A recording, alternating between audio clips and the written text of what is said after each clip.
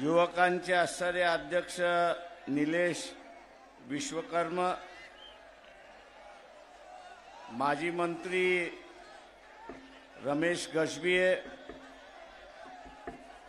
जे मौलाना आपल्यामध्ये होते आणि बोलून निघून गेले, मोहेश्वरजी, अमरावती जिल्ह्याचे असणारे करता धरता या ठिकाणी असणारा डॉक्टर धैर्यवंत फुंडकर,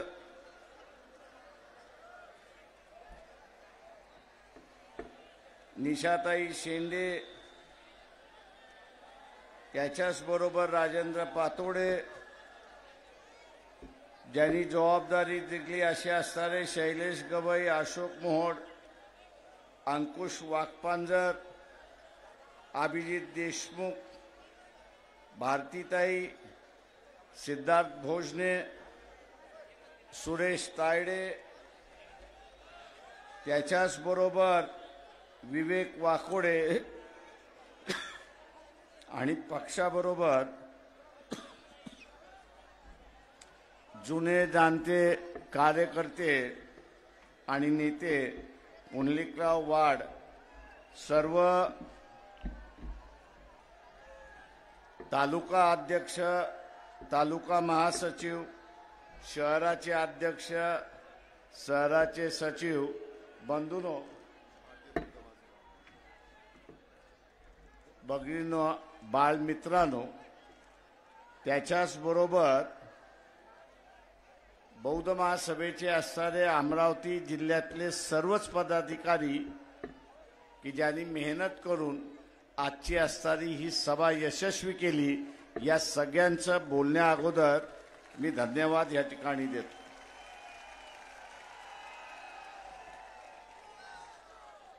मी आपल्याशी फार वेळ या ठिकाणी बोलणार नाही,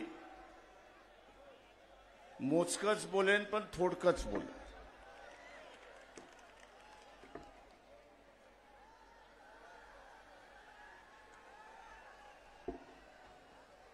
आपल्याला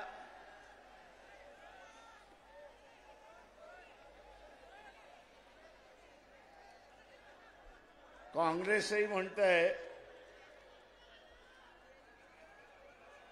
समोरच्या मंडळीने बसून घ्या, बसून घ्या, बसून घ्या, म्हणजे पाठीमागून आवाज होणार नाही. बसून घ्या, शांततेने बसून घ्या.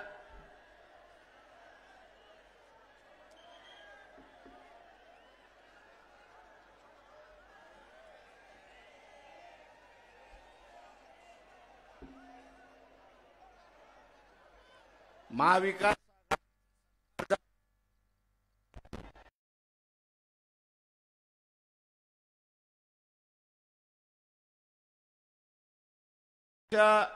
ओलांडली,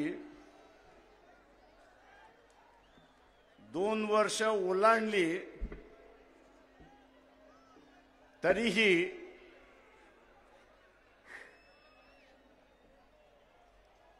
यांचा काही समझोता झाला नाही.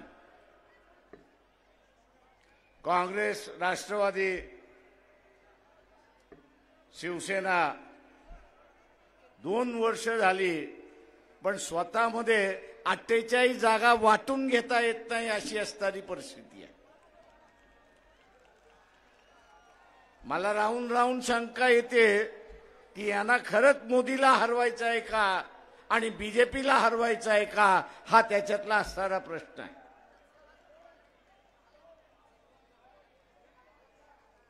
त्याचा महत्वाचा भाग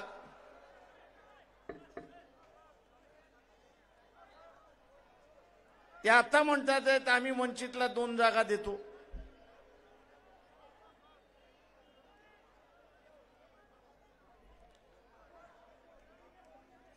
मी काँग्रेसवाल्यांना म्हटलं कुठले 2 जागा देतात त्या सांगा. ते म्हटले प्रकाशराव आमचाच वाटप झालं नाही तर तुम्हाला कुठून 2 देणार.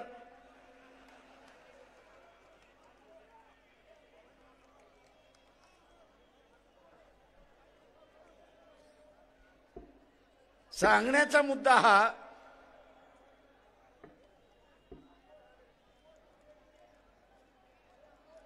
की की ह्यांना युती करायची नाही म्हणून कोणतरी बळीचा बकरा पाहिजे.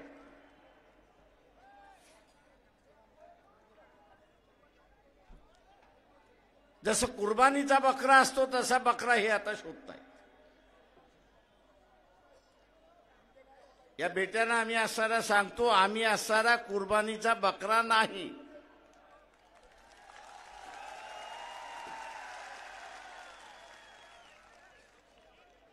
पहिल्यांदा तुम्ही असणारा तुमच्यामधल्या जागा वाटून घ्या.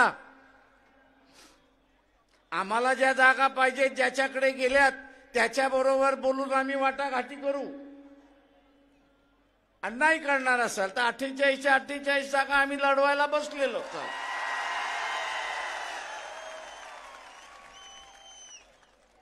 पण बेट्यानो एक लक्षात घ्या, वंचित आघाडीपैकी एकही जेलमध्ये जाणार नाही.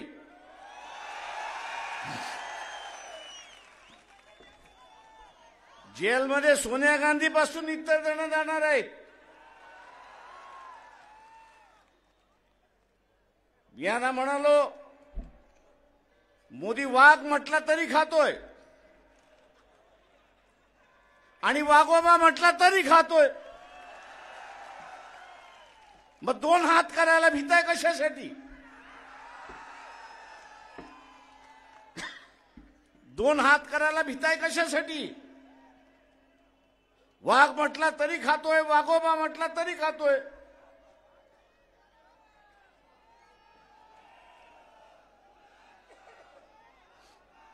प्रश्न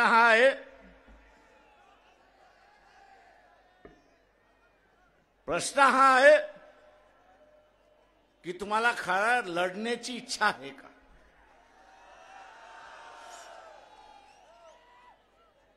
काँग्रेसवाल्यांना विचारतो, तुम्हाला हरवण्याची इच्छा आहे का? मग 4 जागा कमी मिळाल्या आणि 4 जागा जास्ती मिळाल्या, फरक काय पडतोय? तुमच्या मानगुटीवरती जी तलवार आहे, कारवाईची तलवार आहे, अटक होण्याची जी तलवार आहे, एकत्र लढलात तर ती तलवार उडवू शकता.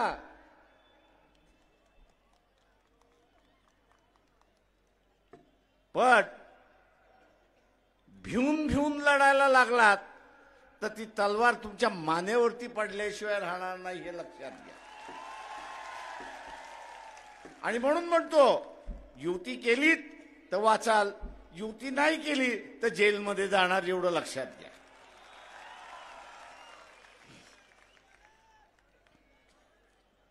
का RSS बीजेपीचा एक फंडा आहे.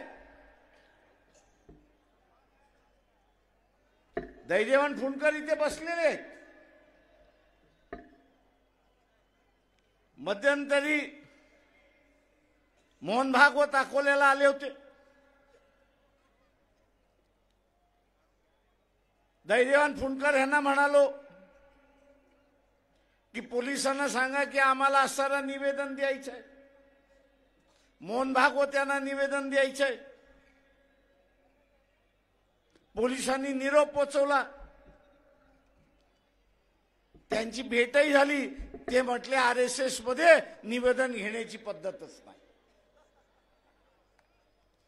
अरे कोणाची समस्या असेल तर तो निवेदन देईल, कोणाला काय मांडायचं असेल तर ते निवेदन देईल. ते हे एवढे हिटलर आहेत, एवढे हिटलर आहेत की आम्ही चर्चा करणार नाही, आम्ही चर्चा करणार नाही, आम्ही निवेदन देणार नाही. आणि निवेदन घेणारही नाही. हे काय दाखवतंय? ही एकच गोष्ट त्या ठिकाणी दाखवते, आणि ती म्हणजे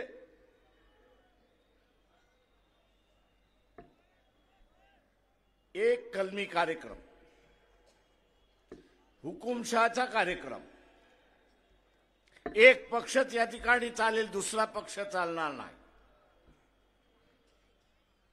आणि म्हणून इथल्या असणाऱ्या विरोधी पक्षानं सांगितलं इलेक्शन होईपर्यंत तुम्ही त्याच्याशी बोलू शकता, समझोता करू शकता. अरे बाबा आम्ही तुला पाहिजे तसं करतो, तू आम्हाला टाकू नको. पण लोकसभेची निवडणूक झाल्यानंतर, नरेंद्र मोदी सत्तेवरती बसल्यानंतर तुम्ही काय त्याच्याशी बोलणार? त्याला असताना एकच पक्ष पाहिजे, उरलेले सगळे संपले पाहिजेत. आणि उरलेले सगळे संपले पाहिजेत असं धोरण घ्यायचं असेल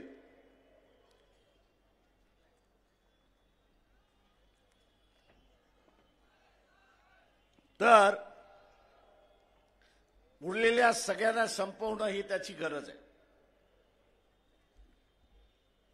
आणि संपवण्याचा मार्ग म्हटला म्हणजे तिहार जेलमध्ये यांना टाकून द्या.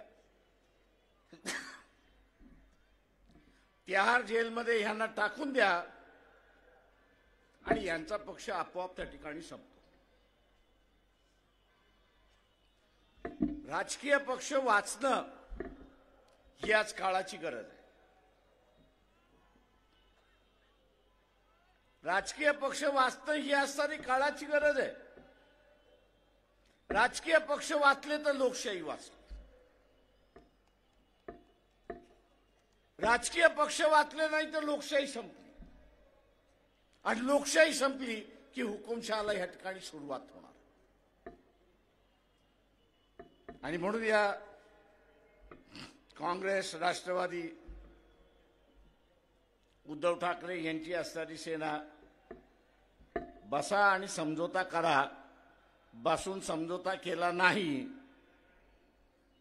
तर तुम्ही जेलमध्ये गेल्याशिवाय राहणार नाही, एवढं लक्षात.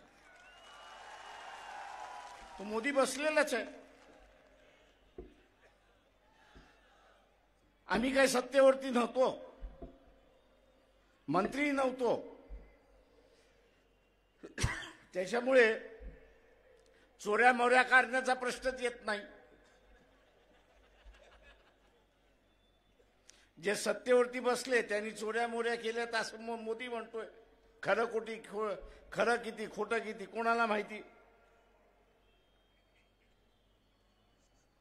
कागदावर काळा करायचा, काळ्यावरती कागद करायचा आणि मोकळा होत जायचा, अशी असणारी परिस्थिती आहे. आणि म्हणून आपल्याला सरळ सावध या ठिकाणी राहावं लागणार. तुम्ही आम्हाला चर्चेमध्ये घेतलं तर आम्ही तुमच्या बरोबर आहोत. तुम्ही जसं इथल्या असणाऱ्या गरीब मराठ्याला आतापर्यंत वापरत आलात त्याच पद्धतीने वंचितला वापरण्याचा विचार केला तर मोदी बरोबर आम्ही तुम्हालाही गाडू, एवढं लक्षात.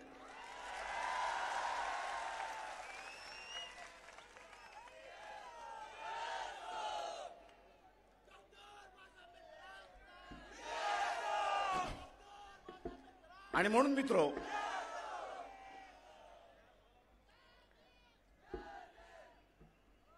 आंबेडकरी चळवळ, फुलेशाहू आंबेडकरी चळवळ ही माना सन्मानाची चळवळ आहे. ही माना सन्मानाची चळवळ आहे. आज जे बीजेपीच्या, आरएसएसच्या विरोधात आम्ही लढतोय त्याचं कारण असते. त्यांनी वर्णव्यवस्था सोडली नाही. त्यांनी मनुस्मृती सोडलेली नाही. ते त्या मानाच्या सन्मानाच्या गोष्टी करतच नाही. ते गुलाम ठेवण्याची भाषा या ठिकाणी करतात. आणि आम्ही इथे असणारा फुले शाहू आंबेडकरी विचाराच्या चळवळीने ही त्या गुलामी संपवलेली आहे आणि मानवता या ठिकाणी जिवंत ठेवलेला आहे. आणि तोच मानवतावाद आम्ही या ठिकाणी चालवणार.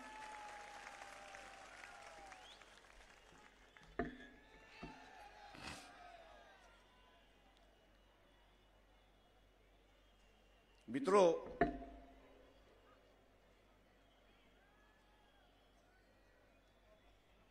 मोदी सुद्धा भ्यायलेला आहे, एवढं असताना लक्षात घ्या.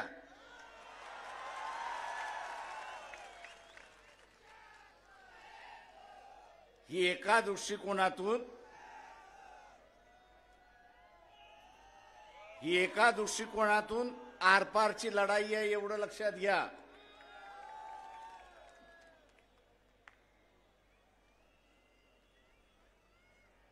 ते जिंकले तर आपण गुलाम झालो, आपण जिंकलो तर त्यांना मानवतावाद स्वीकारावा लागणार आहे.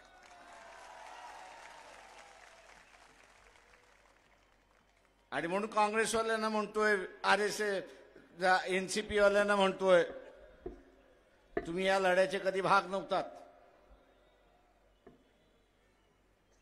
तुम्ही या लढ्याचे कधी भाग नव्हतात. लढ्यातून चळवळ कशी उभी करायचं याचा इतिहास तुम्हाला नाही.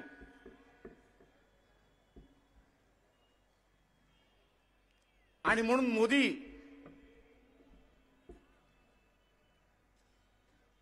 हा लढ्यातून उभा राहिल्यामुळे त्याला काय करायचं याची असणारी जाणीव. काँग्रेसवाल्यांनी आता काय केलेलं आहे, काय नवीन कार्यक्रम आखलेला आहे. भारत जोडो यात्रा कधीपासून चालू झाली आणि कधी संपणार आहे? या महिन्यात संपणार आहे की ती मार्च महिन्यामध्ये संपणार आहे?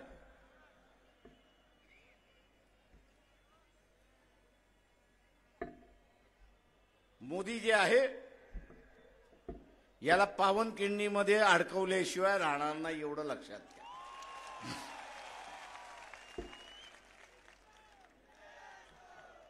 आता पावनखिंडीमध्ये अडकवायचं म्हणजे काय? इलेक्शन ताबडतोब घ्या.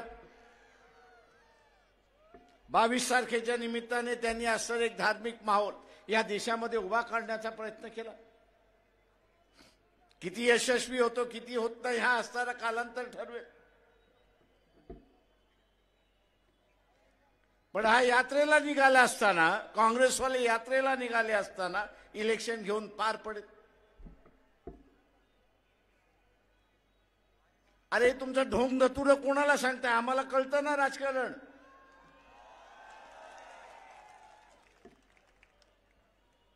म्हणजे इलेक्शन तोंडावरती आले, इलेक्शन तोंडावरती आलेलं आहे. उद्या इलेक्शनला तोंड द्यायचं आहे. इलेक्शनला तोंड देण्याच्या ऐवजी मेघालयापासून काँग्रेसवाले भारत जोडो यात्रा 2 काढत आहेत. आता त्या भारत यात्रा मधून असणारं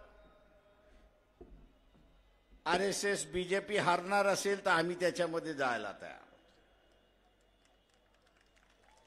पण ती हारणार कशी? हारायचं असेल तर इलेक्शन मध्ये उभं राहावं लागेल, प्रचार करावा लागेल, लोकांकडे मतं मागावे लागतील आणि लोकांनी मतं दिली तरच आपण त्या ठिकाणी हारणार. मला काय कळायला मार्ग नाहीये. हा डोंबाऱ्याचा खेळ कसा काय चाललाय तो? याला मी डोंबाऱ्याचाच खेळ म्हणतो. का ते वाजल्याशिवाय ती वरची मुलगी चालू शकत नाही. आणि म्हणून याच्यापासून आपण सावध राहिलं पाहिजे. मी आपल्याला एवढंच त्या ठिकाणी म्हणणार.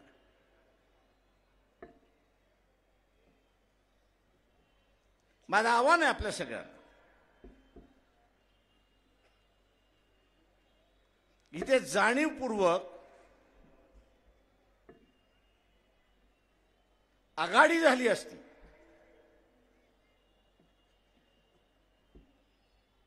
तर लोकांच्या प्रश्नावरती चर्चा ही सुरुवात झाली असती.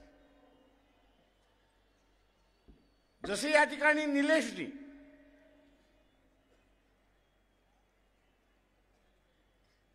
जो कंत्राटी कामगार आहे, या कंत्राटी कामगाराला याची जाणीव नाही की तो परमनंट होईल की नाही होईल. आणि मी ह्या कंत्राटी कामगाराला सुद्धा त्या ठिकाणी विचारतो की तुम्ही थोडंसं डोकं वापरणार आहात की नाही? कोणाच्या पाठी जायचं, कोणाच्या नादी लागायचं हे तुम्ही ठरवणार आहात की नाही? ज्याचं खाजगीकरणाचं धोरण आहे,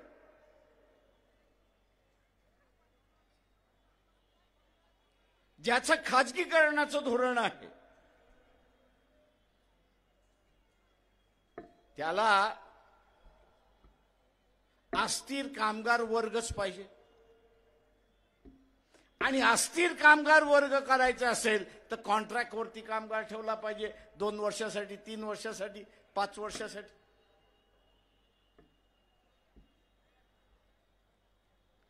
कारण का हा कामगार अस्थिर राहिला तर आंदोलन करणार नाही, महागाई करणार नाही, मागणी करणार नाही. आणि म्हणून हा जो कंत्राटी कामगार आहे त्यांनी निर्णय घेतला पाहिजे. खाजगीकरणाचे असणारे पक्ष त्यांच्याबरोबर तुम्ही जाणार आहात की या ठिकाणी सगळ्या गोष्टी सार्वत्रिक झाल्या पाहिजे, वेलफेअर गोष्टी झाल्या पाहिजे, त्यांच्याबरोबर जाणार आहात हे तुम्ही खुलासा त्या ठिकाणी केला पाहिजे. ज्यांचं खाजगीकरणाचं धोरण आहे, ज्यांचं खाजगीकरणाचं धोरण आहे त्यांच्याबरोबर तुम्ही गेलात तर कंत्राटी कामगार कायमचं राहणार. आणि 30-35 वर्ष झाली की तुम्हाला ब्रेक दिल्याशिवाय हे राहणार नाहीत, अशी असणारी परिस्थिती. आणि म्हणून इथल्या असणाऱ्या कंत्राटी कामगाराला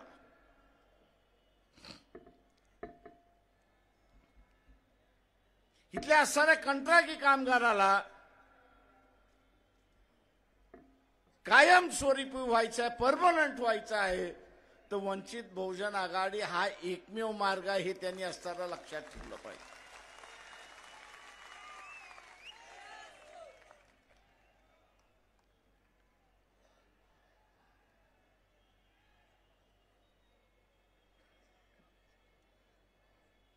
त्याच्याशिवाय मार्ग नाही.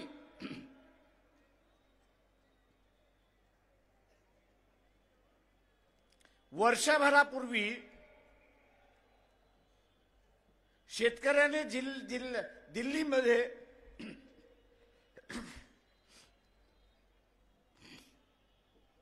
दिल्लीमध्ये एक वर्ष ठिय्या आंदोलन केलं होतं. कशासाठी केलं होतं? त्यांची मागणी होती की जो हमी भाव आहे, या हमी भावाची काही वेळेस अंमलबजावणी होते, काही वेळेस अंमलबजावणी होत नाही. बहुतांश वेळा तर ती होतच नाही. ही अंमलबजावणी होण्यासाठी ते मागणी करत होते की कायदा करा की जो कोणी व्यापारी किंवा कृषी उत्पन्न बाजार समितीतले डायरेक्टर, चेअरमन, पदाधिकारी आहेत, यांच्या अखत्यारीमध्ये हमी भावापेक्षा शेतीचा माल कमी घेण्यात आला तर त्याच्यावरती फौजदारी गुन्हा करा. मागणी चूक होती का? आज मला असं इथले राजकारणी म्हणतात, प्रकाशराव तुम्ही ही मागणी करणार का? म्हटलं आपण सत्तेवरती आलो तर कायदा आपण बदलला पाहिजे. आणि बाजार समितीतले डायरेक्टर जे आहेत,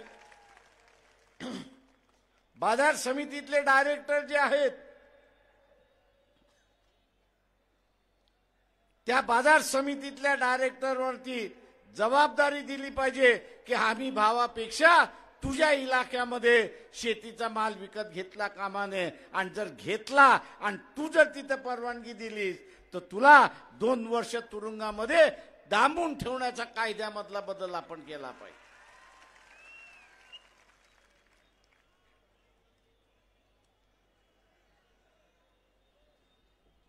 आज इथले सत्ताधारी म्हणतात आहेत, विरोधकही म्हणतायत तुम्ही आपला अजेंडा ठेवत चाललाय. म्हटलं मला जो दिसतोय तो अजेंडा मी ठेवतोय.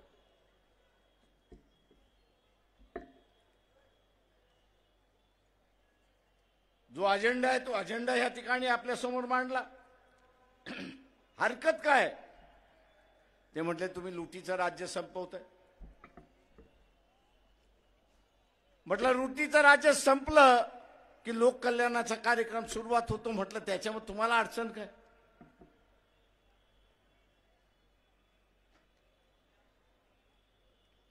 अडचण ही आहे की आपण इथली लूट जी शेतकरी याची होतोय ती थांबवायला त्या ठिकाणी निघालो. मी इथल्या असणाऱ्या कापसाच्या शेतकऱ्याला आव्हान देतो. इथे 12,000 क्विंटल कापूसाचा भाव गेला होता की नव्हता? त्यावेळेस हे जे शर्ट तुम्ही विकत घ्यायला गेलात त्याचा भाव वाढला होता का? नाही. आज पुन्हा असणारा कापसाचा भाव 6.5 आणि 7 पर्यंत आलेला आहे.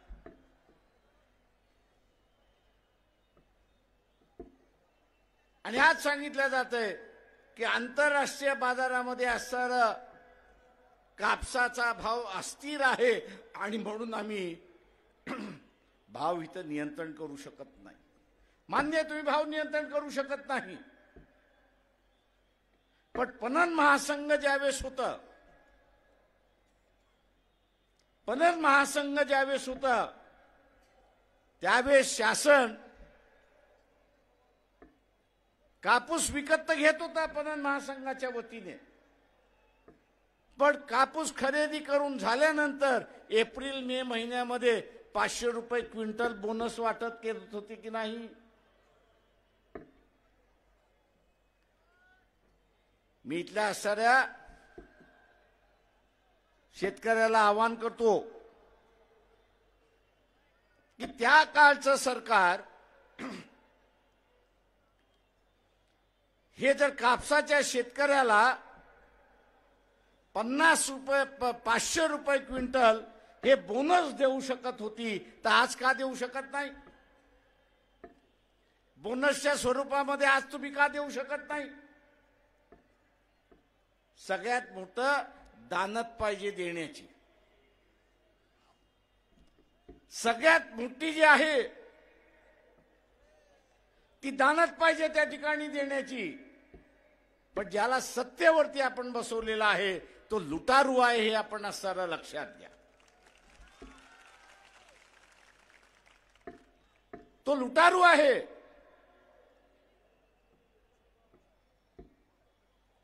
या लुटारूंना नियंत्रण ठेवणारं कोणी नको आहे म्हणून ते आम्हाला म्हण तुम्ही 2च घ्या.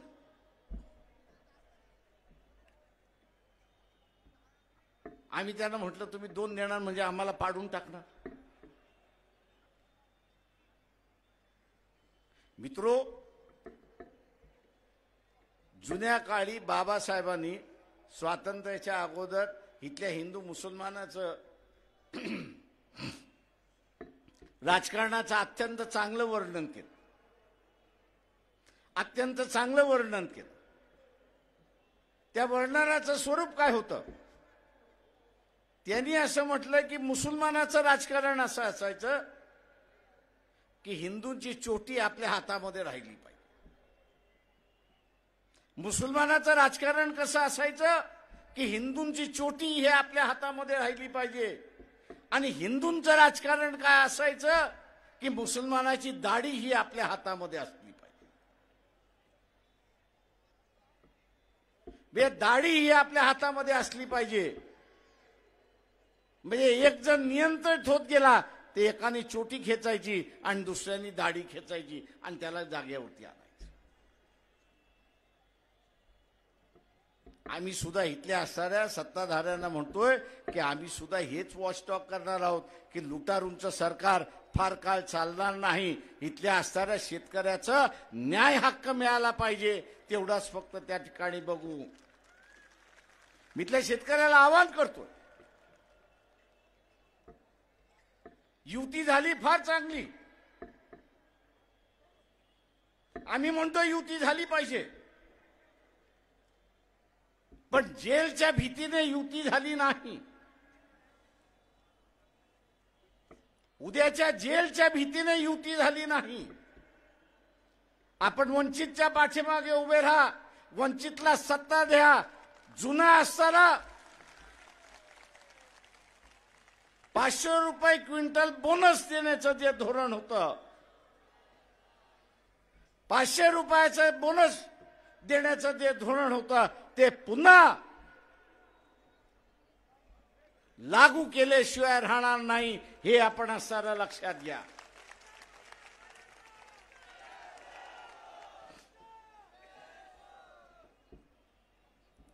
तुम्हाला सारं कुटुंब जगवावी लागतात.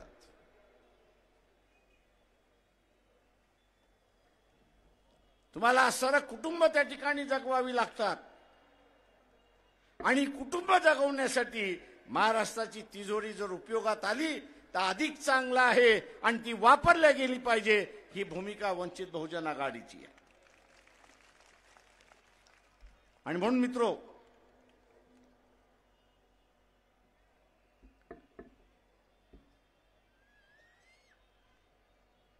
तसं पाहायला गेलं तर RSS, बीजेपी, काँग्रेस, राष्ट्रवादी यांच्या धोरणामध्ये फार फरक नाहीये. त्यांच्याही काळामध्ये असणारा जिल्हा परिषदेच्या, नगरपालिकेच्या शाळांना गळती लागली होती. त्या बंद कशा होतील हेच ते त्या ठिकाणी पाहत होते. आणि आत्ताच्या सरकारने 62,000 शाळा आम्ही बंद करणार म्हणून घोषणा करून मोकळे झाले. अरे बाई, ह्यांच्या जागी आणणार काय, तर आम्ही खाजगी शाळा आणणार.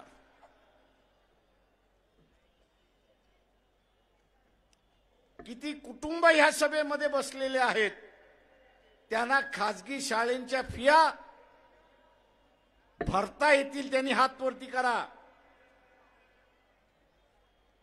ज्या भरमसाठ खाजगी शाळेंच्या फिया आहेत त्या भरता येतील आणि आपल्या मुलाबाळांना शिकवता येतील अशी किती माणसं आहेत त्यांनी हात वरती करा. आपल्याला नुसतं मतदान करायचं नाही,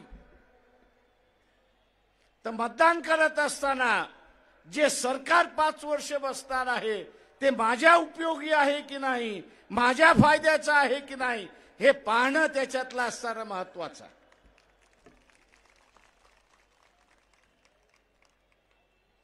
नाही तर माझ्या जातीचा उमेदवार आहे, मी आता जातीसाठी माती खाल्ली पाहिजे,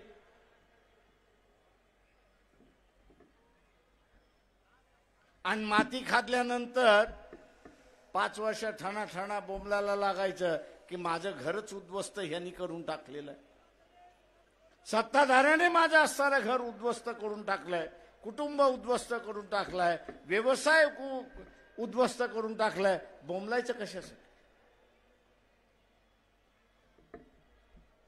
आणि म्हणून उद्याचं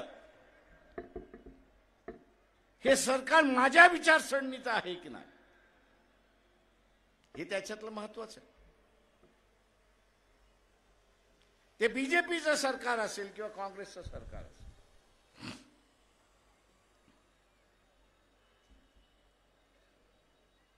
त्यांची जर इच्छाशक्ती असती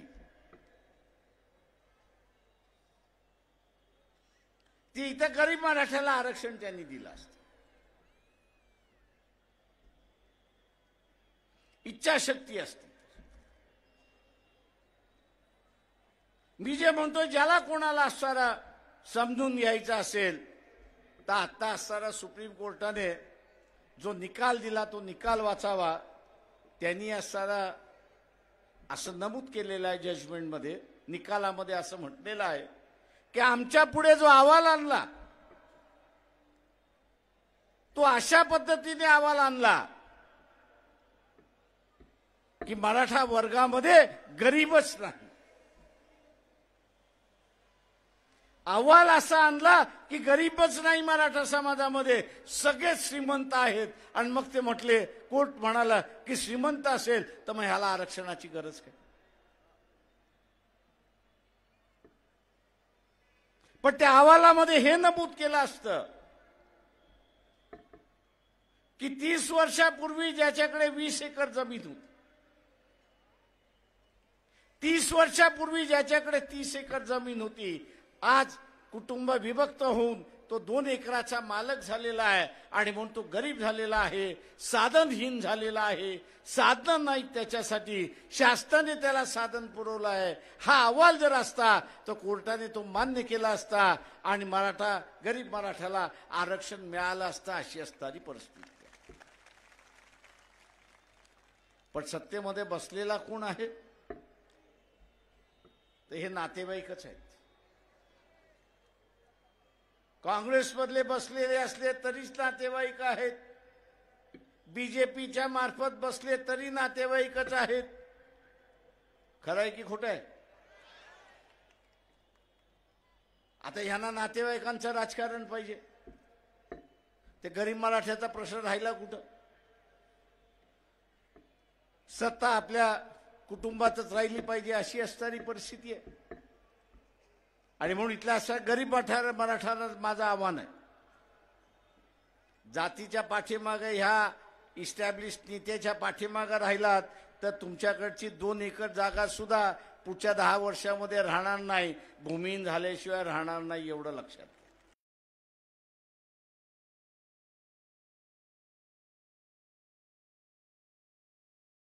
करणार असलं. शासन हे कुटुंबाला मदत करणार असलं पाहिजे, पण ज्याला आपण शासनावरती बसतोय तो लुटारू आहे अशी असणारी त्याची वृत्ती. आणि म्हणून माझं आव्हान आहे की लय काँग्रेसवाले आम्हाला सल्ला देतात, तुमची ह्यांची ओळख आहे, त्यांची ओळख आहे, त्यांची ओळख आहे. आज शरद पवारांचं स्टेटमेंट आले दुपारी 2-2:30 वाजता की नाही आम्ही असणाऱ्या प्रकाशरावांना घेणार आहोत. अरे म्हटलं फसवताय कशासाठी?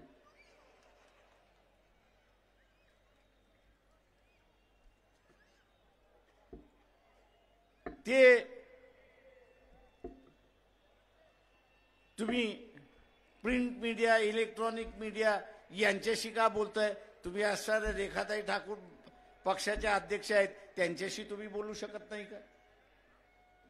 बा आम्ही तुम्हाला घेतलंय, तुम्ही या.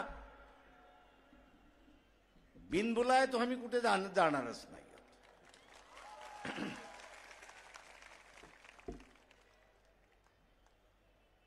बिनबुलाय आम्ही कुठे जाणारच नाही, कारण का आमची लंगडी बाजू नाहीच आहे. आम्हाला काही जेलमध्ये जायचं नाहीये. आम्ही काय कॅलिफोर्निया घडवलेला नाही, आम्ही काय लंडन घडवलेला नाही, आम्ही काय दुबई घडवलेला नाही. आता तुम्ही हे घडवलेलं आहे, तुम्ही भोगा. या भोगापासून वाचवायचं असेल तर आम्ही वाचवायला बसलेलो आहोत. आम्ही वाचवायला त्या ठिकाणी बसलेलो आहोत. आता तुम्हाला वाचायचंच नसेल आणि तुमचा मोदीवरतीच विश्वास असेल तर आम्ही काय करणार?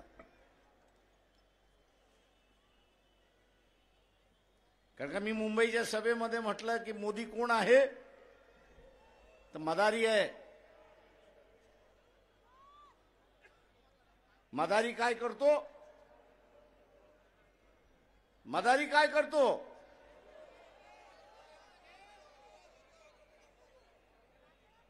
कोणाला नाचवतो?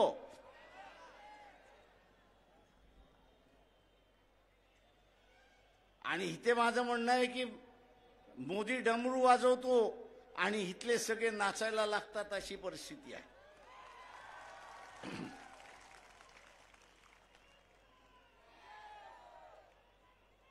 एक तरी कुठल्याही विरोधक काँग्रेसमधला असेल, इतर पक्षांमधला असेल, एनसीपी मधला असेल, जे बेट आपल्या ताब्यात होतं, मालदीवी सारखं बेट आपल्या ताब्यात होतं, की जिथे आपलं सैन्य होतं, या अमरावती जिल्ह्यापेक्षा असणारा कमी आकाराचा ते असणारा मालदीव आहे. अमरावती जिल्ह्याच्या अर्धा असणारं ते मालदीव आहे. तिथला पंतप्रधान नरेंद्र मोदीला काय म्हणतो? 15 दिवसामध्ये तुझं सैन्य घेऊन जा. बातमी आली की नाही आली? आता ह्या 56 इंचाच्या छातीचं काय झालं?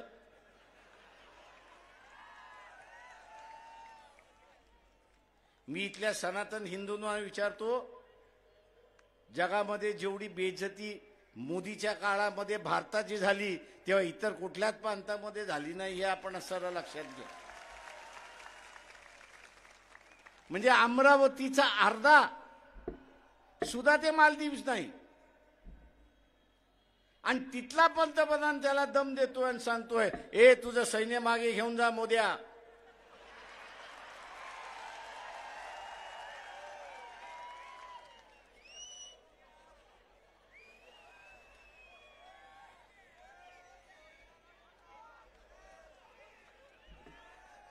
आणि हा गपचूप त्या फॉरेन मंत्र्यांना पाठवतो आणि म्हणतो युगांडामध्ये त्या मालदीवच्या फॉरेन मंत्र्याची बातचीत करतो, अरे माझी एवढी असणारी बेआबरू करू नका.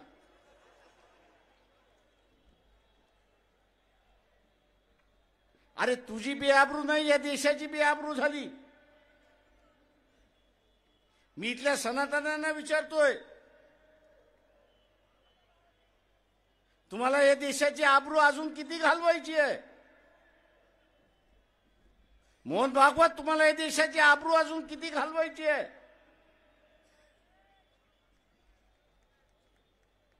एक तरी काँग्रेसवाला बोलला का?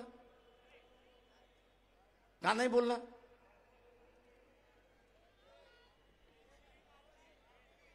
का मोदींनी त्यांना मोदींनी त्यांना सांगितलं, हे आवाज काढलास तर बघ, तुझी इन्क्वायरी चालू झालेली आहे, FIR फाडलेला आहे, तुला आतमध्ये घेतल्याशिवाय राहणार नाही.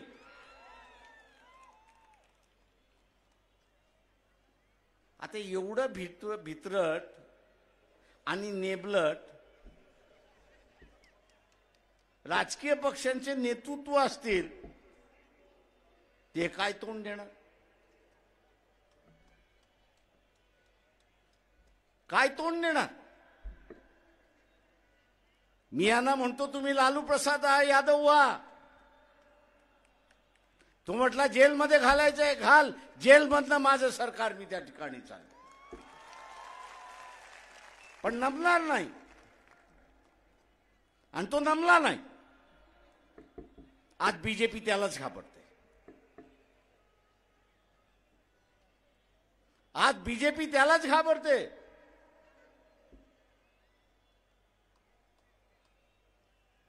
पण या उरलेल्यांना घाबरत नाही.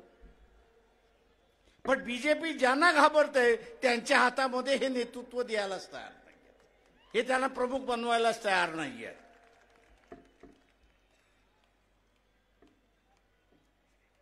आणि म्हणून उद्याची ही लढाई शक्यतो आपण सर्व मिळून लढू. युती झाली तर मिळून लढू, नाही झाली तरी इथे मोदीला आपण हरवल्याशिवाय राहणार नाही, हे असताना लक्षात घ्या.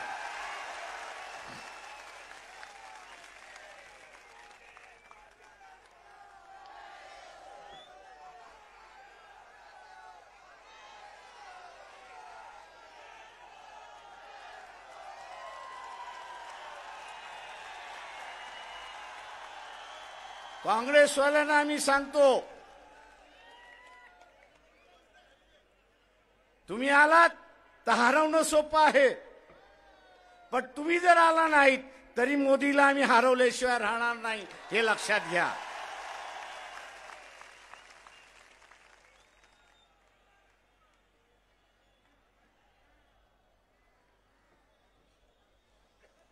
कारण का मला जिल्ह्यातले काँग्रेसवाले म्हणतात आहेत, प्रकाशराव तुम्हाला घेत नाहीत, काय करायचं? म्हटलं तुम्हीच ठरवा. तेच काँग्रेसवाले म्हणतात आहेत, घेतलं तर मिळून लढवू, नाही तर तुम्ही 48 लढवा, आम्ही तुमच्या बरोबर आल्याशिवाय राहणार नाही, हे लक्षात घ्या.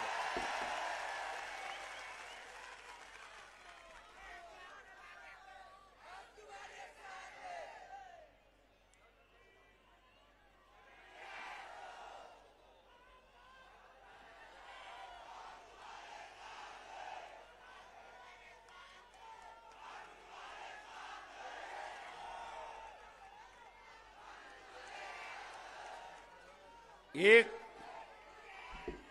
एक फक्त आपण मालदिवचा प्रश्न काढल्यानंतर मला असणारा कनेक्ट जे बीजेपीशी संबंधित आहेत, आरएसएसशी संबंधित आहेत, प्रकाशराव थोडं कमी बोला ना. म्हटलं काय झालं? काय नाही, तुम्ही आमच्या नेत्याची छबी खराब करताय. तर म्हटलं ही आता झाकी आहे म्हटलं होतं. जसा काळ जाईल तर तसं म्हटलं अजून उघडं पाडत जाऊ.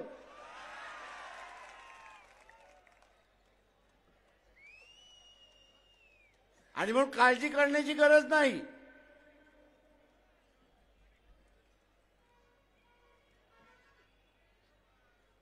आणि म्हणून काळजी करण्याची गरज नाही. ही लढाई आपण जिंकल्याशिवाय राहणार नाही, एवढं लक्षात घ्या. पण त्यासाठी जे निलेशने सांगितलं की उद्याची ही लढाई संविधानाची लढाई आहे. आज मोदी सारखा तेली समाजाचा चहा विकणारा पंतप्रधान होऊ शकतो. ही संसदीय लोकशाहीची कमाल आहे, हे आपण लक्षात घ्या. ही संसदीय लोकशाहीची कमाल आहे. पण जे घटना बदलायला मागतात आहेत, नवीन घटना बदलायला आणतात आहेत, त्यांना असणारा विचारा की तुम्ही अध्यक्षही पद्धत आणताय की न आणताय. तेली समाज जसा विश्वकर्मे म्हटलं आपण एक उमेदवारी या ठिकाणी दिली पाहिजे. एक भाग आहे की जिथे असणारा तेली समाजाची मतं जास्ती आहेत, त्याच्यामुळे उभं केलं, उरलेल्यांनी ताकद दिली तर तिथला असणारा आमदार निवडून येऊ शकतो. पण उद्या अध्यक्षही पद्धत आली आणि एखादा तेली आपण उभा केला अध्यक्षाच्या, राष्ट्रपतीच्या असणाऱ्या अध्यक्षासाठी, तो निवडून येऊ शकतो का?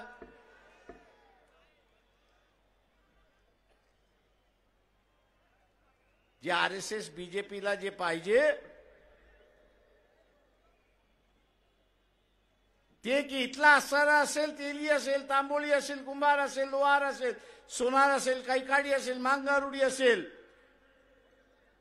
हा इथल्या राजकीय व्यवस्थेमध्येच येऊ नये.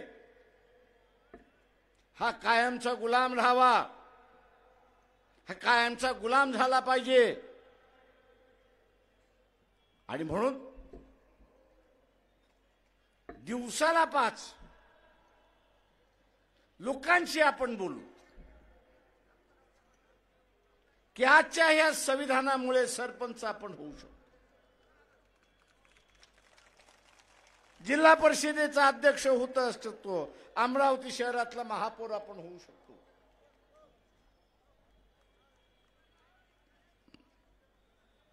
कारण का इथे असणारं संसदीय लोकशाही आहे. म्हणून उद्याची अध्यक्षीय लोकशाही आली तर आपलं सगळ्यांचं वाटोळं लागलं हे असताना लक्षात घ्या. आपण सत्तेतून बाहेर गेलो अशी असणारी परिस्थिती. आज आरक्षण आहे, या नव्या घटनेमध्ये असणारं आरक्षण येणार आहे का, आपण त्यांना असणारं विचारा. आरक्षणाच्या माध्यमातून सत्तेपर्यंत आपण पोहोचतो, राजकीय सत्तेपर्यंत आपण पोहोचतो आणि नोकरीच्या आरक्षणातून इथल्या सत्तेच्या व्यवस्थेमध्ये आपण असताना पोहोचतो. उद्या ही व्यवस्था राहणार आहे का?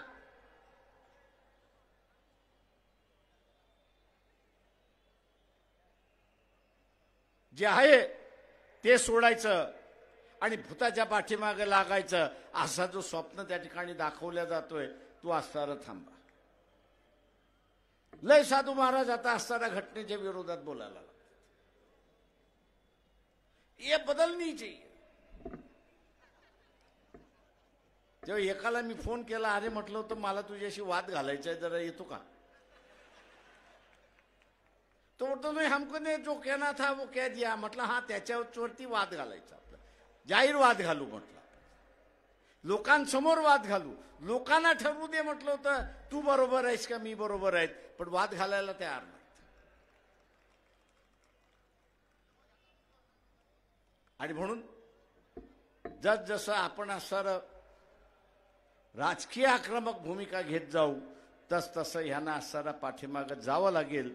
आणि उद्याचा विजय हा शाहू फुले आंबेडकरी विचाराचा विजय असेल, तो आपल्याला साध्य करायचा आहे. तो साध्य करत असताना मी सर्वांनाच घेऊन त्या ठिकाणी चाललो पाहिजे. मी जिंकण्याचं राजकारण त्या ठिकाणी केलं पाहिजे. डोक्यामध्ये काय ठेवलं पाहिजे की जिंकण्याचं राजकारण मी केलं पाहिजे. आणि जिंकण्याचं राजकारण करायचं असेल तर मला 51% मतं मिळाली पाहिजेत. त्या 51% पोचण्याची हिंमत आपण सगळेजण ठेवाल ही अपेक्षा मी बाळगतो आणि आपली रजा घेतो. जय भीम, जय भारत. सर्वांना एक सूचना आहे. थांबा, बसून जा. सर्वांना एक सूचना आहे. समापन होत असताना समापनाच्या अगोदर राष्ट्रगीत होणार आहे. आभार प्रदर्शनाचे सूत्र मी भारतीताई गुडदे यांच्याकडे सोपवतो आहे आणि त्यानंतर राष्ट्रगीताने कार्यक्रमाची सांगता होणार आहे. हॅलो, सर्वांना विनंती करते की सर्वांनी जागेवर उभं राहावे, कारण राष्ट्रगीत होणार आहे. नादान हुक्मदारांनो, ईमान पर चलो.